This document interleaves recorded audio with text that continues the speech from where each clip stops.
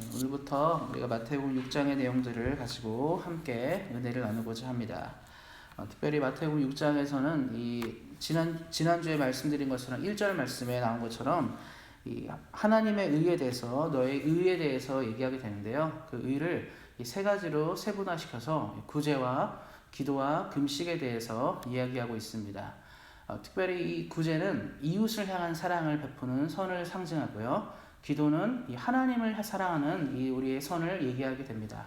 그리고 마지막으로 이제 금식은 우리 자신을 다스리는 것에 대해서 그런 선을 얘기하고 있기 때문에 이 세 가지를 이제 이야기하시면서 이제 6장의 내용들이 진행되게 됩니다. 많은 사람들이 이제 교회에 대해서 생각할 때, 기독교를 생각할 때, 기독교는 참 선행이 부족한 종교라고 생각하는 경우들이 많이 있습니다. 다른 종교들에 비해서 나눔이라든가 이런 것들이 부족하기 때문에 교회들 보면 지금도 많이 그런 것 같아요.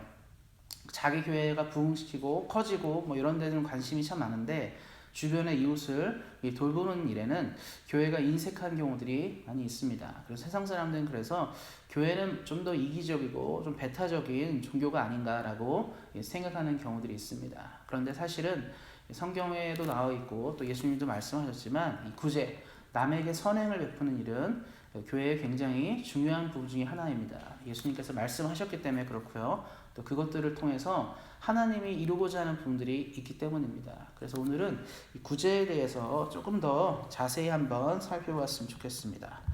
이 구제는 이 성경에 이제 기록된 것 중에 하나가 뭐냐면 하나님은 항상 이 강자의 편이 아니라 약자의 편이셨습니다. 그래서 가난하고 연약하고 부족한 사람들을 어떻게 도우실지를 늘 고민하셨고 늘 말씀해 오셨습니다. 그러니까 세상 사람들은 사람을 도울 때 한 가지 기준이 있어요. 그건 뭐냐면 휴머니즘이라고도 부르고요. 박애주의라고 얘기하는데요.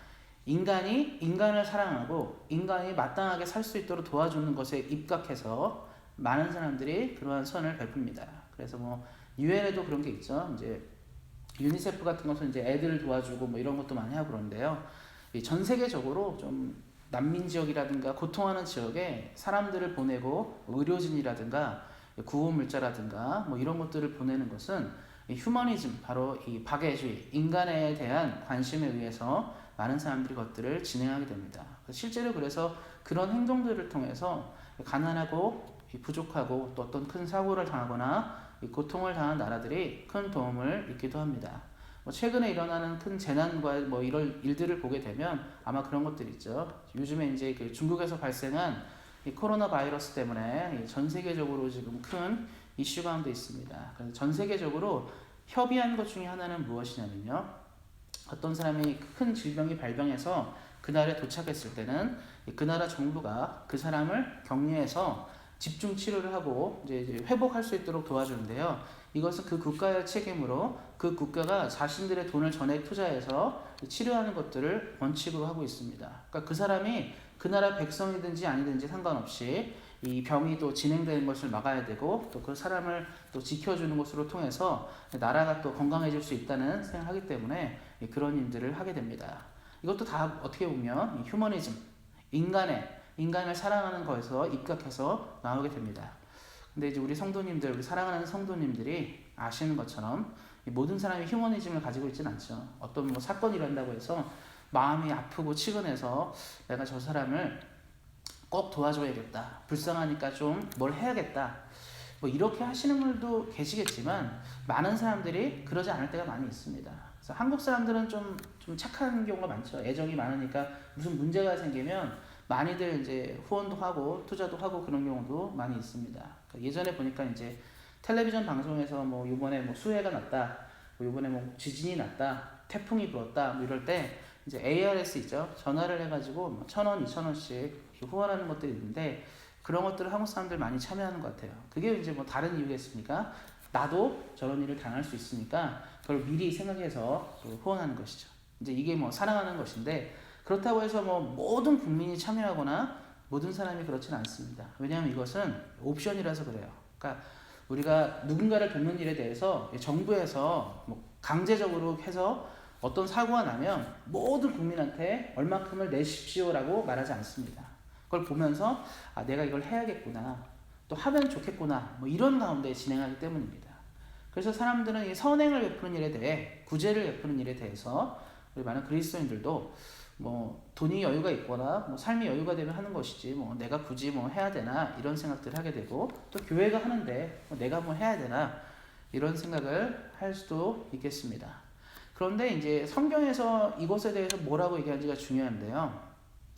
이 하나님은 이 구제에 대해서 옵션, 그러니까 선택이라고 말하시면 안 하셨습니다. 그러니까 너네가 이것을 해도 되고 안 해도 된다가 아니라, 성경은 뭐라고 얘기하냐면 해야 한다라고 얘기하고 있어요. 공동체의 가장 큰 문제는 과거부터 지금까지 똑같은데요. 이 가난의 문제입니다. 이 연약하고 부족한 사람들의 문제예요. 아마 어떤 정부든지 어떠한 국가든지 이 가난의 문제를 해결하는 국가가 있다. 그 나라는 아주 훌륭하고 괜찮은 나라고, 아마 이 세상에 칭송을 받기에 부족함이 없을 정도로 그런 나라일 겁니다. 그런데 우리 다 아시는 것처럼 가난을 해결하는 정부가 없어요. 아무리 훌륭한 임금도. 뭐 한국 역사에서 가장 훌륭한 임금이 누굽니까? 세종대왕이죠. 백성을 너무 사랑하고 백성을 위한 정치를 했지만, 그 세종대왕 때는 이제 어떻게 보면 이 한국이 태평성대를 노리는 때였지만 어떻습니까? 세종대왕이라 할지라도 전국에 있는 가난함을 해결할 수가 없었습니다. 뭐 그뿐이겠습니까? 전 세계 역사에서 가장 위대하고 훌륭했던 수많은 나라들조차도 가난의 문제를 해결하지 못했습니다. 19세기에서 20세기로 넘어가는 사이에 영국은 해가 지지 않는 나라를 하여서 세상에 많은 물자와 많은 돈과 아주 강력한 힘을 가진 나라였습니다. 근데 사실 이 19세기, 20세기에 영국의 가장 큰 문제는 가난의 문제였어요.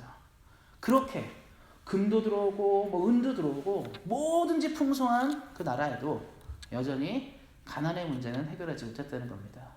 뭐 미국이 부상하면서 세계 최고의 국가, 최강의 국가라 얘기하고 전 세계는 미국 눈치를 안 보고 살 수가 없죠. 근데 미국도 본인 자국에 있는 가난의 문제를 해결하지 못합니다. 여러분 뭐 미국의 유수한 기업들 있지 않습니까? 세계 최고의 기업들이 미국에 몰려있고 최고의 돈들이 미국에 몰려있음에도 불구하고 미국은 자국 내의 가난을 해결하지 못합니다. 어떻습니까? 이 북유럽의 사회복지 국가들, 부를 나눠서 모든 백성이 행복하게 살아야 한다고 말했던 뭐 스웨덴, 핀란드, 노르웨이 뭐 이런 나라, 덴마크 어떻습니까? 북유럽식 사회주의에 대한 얘기도 많이 하는데요.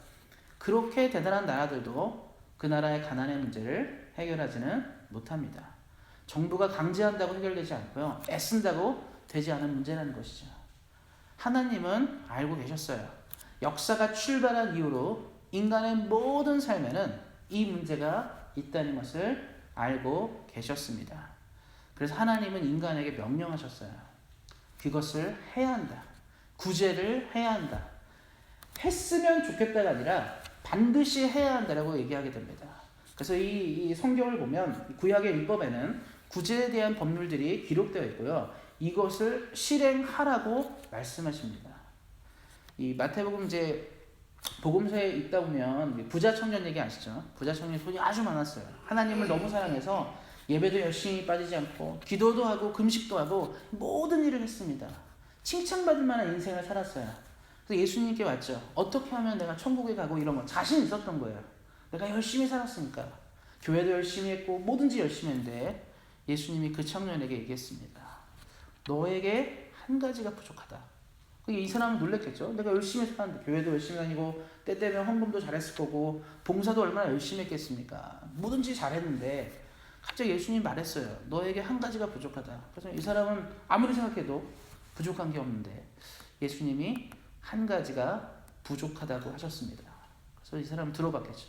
도대체 무엇입니까? 내가 뭐가 부족하길래 부족합니까? 라고 얘기하니까 예수님이 너가 가진 재산을 팔아 이웃에게 나눠주라고 얘기한 거예요. 그러니까 이 청년이 성경에 이렇게 가 있어요. 근심하며 떠나갔다. 열심히 살았습니다. 신앙생활 열심히 다 열심히 했는데 그가 갖고 있는 돈을 나누는 문제에 대해서 그는 멈칫하게 됩니다.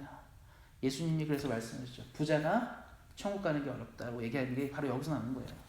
이유가 뭐죠? 물질을 나누는 것은 굉장히 어려운 일입니다.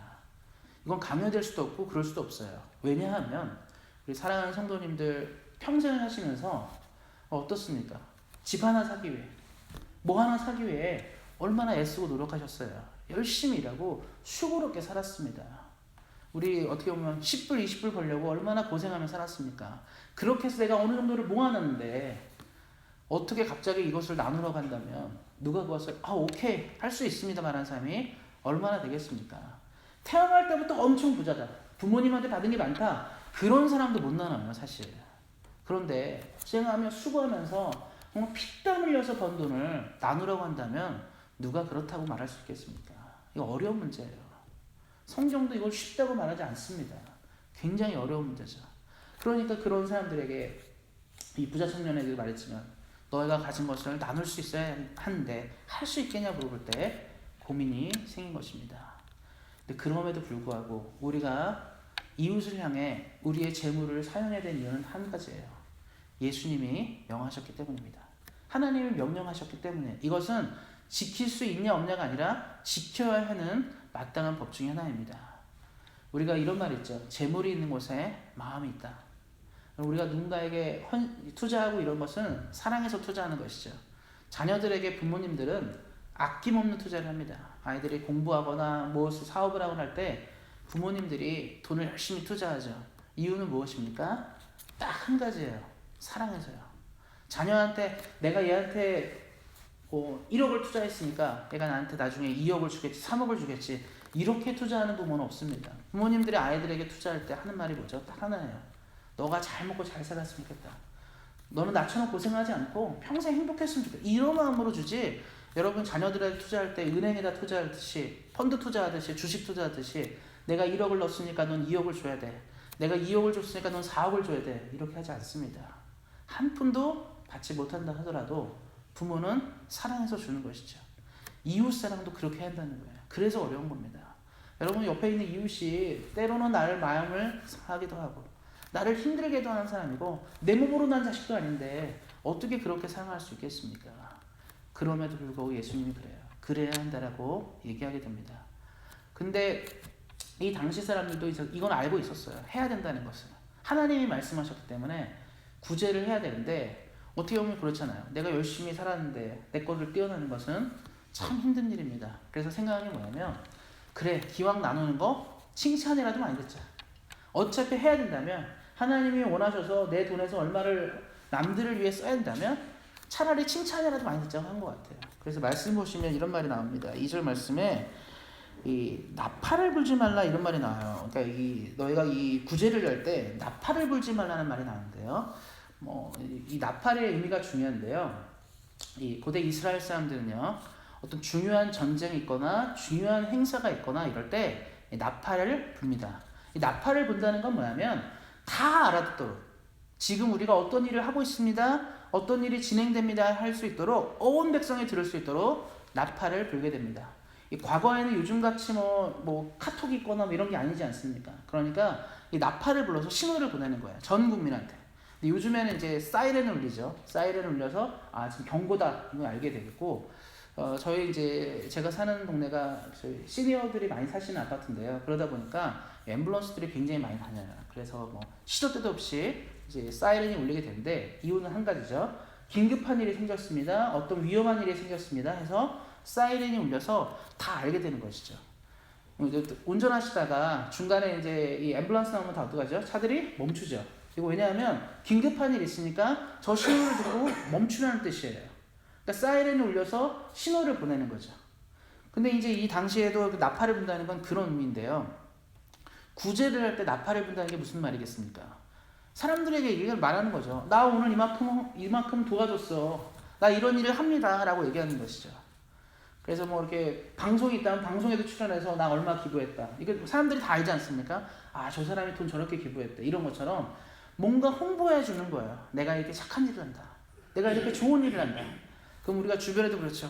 저 사람 참 대단해. 어떻게 저렇게 또 큰 돈을 낼 수 있지? 뭐 이런 것들을 듣는 거죠. 그럼 우리가 어떡하죠? 기분이 좋아지는 거예요. 사람들이 나 칭찬하잖아요. 칭찬을 싫어하는 사람은 없습니다. 칭찬해 주는 게 좋은 거예요. 그래서 이 사람들은 그렇게도 만족하는 거죠. 하나님이 시켰으니까 해야 되는데 뭐 기쁜 마음도 중요하지만 더 중요한 건 그래 사람이라도 나를 알아주면 내가 이걸 아쉽지 않다는 생각으로 이렇게 하는 것이. 예수님이 근데 이거에 대해서 뭐라고 말씀하십니까? 이 3절 말씀에 이렇게 얘기를 해요. 구제할 때 오른손이 하는 것을 왼손이 모르게 하라 이렇게 나와 있고 2절 말씀 후반부에는 나팔을 부는 사람은 상을 이미 다 받았다. 그래서 구제는 모르게 하라고 얘기하게 됩니다. 여러분 우리가 큰 돈을 누군가를 도와주고 우리의 것을 도와주는데 그걸 모른다고 생각해 보세요. 그러면서 사람들이 그래요. 누구는 누구에게 얼마를 했고 어떻게 좋은 일을 했다더라. 그러면 속으로 무슨 생각이 듭니까? 나는 저보다 더 많이 했는데 난 저보다 더 많이 했는데 말을 못할 수도 있다는 거예요. 이게 얼마나 답답한 일입니까? 예수님 말씀하세요. 모르게 하라. 사람 몸에 이제 왼손 오른손이 있는데요. 어떻습니까? 오른손이 하는 걸 왼손이 모르고 왼손이 하는 걸 오른손이 모를 수 있겠습니까? 모르지 않죠. 자기 몸에 붙어 있는데 어떻게 모르겠습니까? 이거는요. 의도적으로 기억하지 말라는 뜻이에요. 너가 무슨 일을 했는지 기억하지 말라라고 하나님이 선언하신 겁니다. 착한 일을 할 때는 그래서 드러내려 하지 말고 숨기라는 거죠. 그럼 우리 이제 고민이 생깁니다. 아니 좋은 일이라는 게 나쁜 일도 아닌데 왜 말씀하지 말라는 걸까? 오히려 그러지 않습니까? 선행이 드러나야지 그 선행을 보고 다른 사람도 하는 거 아닙니까? 그래서 그러잖아요. 연예인들이 기부하거나 유력한 인사들이 기부할 때 얘기하는 건 뭐냐면 우리도 그렇게 동참하려고 얘기하는 것도 있거든요. 근데 예수님은 그렇게 하지 말라고 하셨죠. 왜 그럴까 생각하면 딱 한 가지인 것 같아요. 우리가 이 재물에 대해서 나의 소유를 주장하는 순간 우리는 하나님으로부터 멀어질 수밖에 없게 됩니다. 물질은 하나님이 은혜로 주신 것이고 우리의 모든 삶의 모든 은혜는 주로부터 온 것입니다. 예수님이 말씀하시고 하나님 말씀하셨죠. 거저 받았으니 거저 주라. 우리같이 불쌍하고 연약한 인생 하나님 사랑하셔서 은혜 주시고 구원도 허락하시고 또 이 땅을 살면서 집도 주시고 차도 주시고 많이 주셨습니다. 이것은 우리가 이렇게 생각할 때 내가 열심히 노력하고 수고했으니까 얻어진 거라 말씀할 수도 있겠지만 세상에 많은 사람들은요 정말 수고하고 애쓰는데도 돈을 못 모으는 사람들이 있어요. 정말 노력하고 애썼는데도 불구하고 집 한 채 못 가는 사람이 있습니다. 나태해서 그런 게 아니라 열심히 안 사서 그런 게 아니라 안 되는 경우도 있다는 거예요. 그럼에도 불구하고 우리는 수고하고 노력한 만큼 가지고 있습니다. 이것은 하나님이 우리를 사랑하시고 은혜를 흡족하게 보여주셨기 때문입니다. 점점 시대는 자기 것을 주장하고 나누지 않는 시대로 가게 될 것입니다. 동료가 배고프고 동료가 헐벗었는데 외면한다면 우리는 그리스도인이 아닙니다. 그래서 기억하셨으면 좋겠어요. 내가 부자가 아닐지라도 내가 가진 것을 나눌 수 있는 연습을 하신다면 하나님의 선을 이루고 의를 이루는 삶이 될 것입니다. 그리고 늘 기도하셨으면 좋겠습니다. 이 땅의 가난한 사람들과 연약한 사람들에게 하나님의 은혜가 늘 임할 수 있도록 기도하는 마음으로 사시기를 소망합니다. 오늘도 내일도 복음과 함께 예수님 말씀 실천하시면서 좋은 선, 하나님이 원하는 선을 이루며 사시는 우리 사랑하는 성도님 되시기를 예수님 이름으로 축복합니다.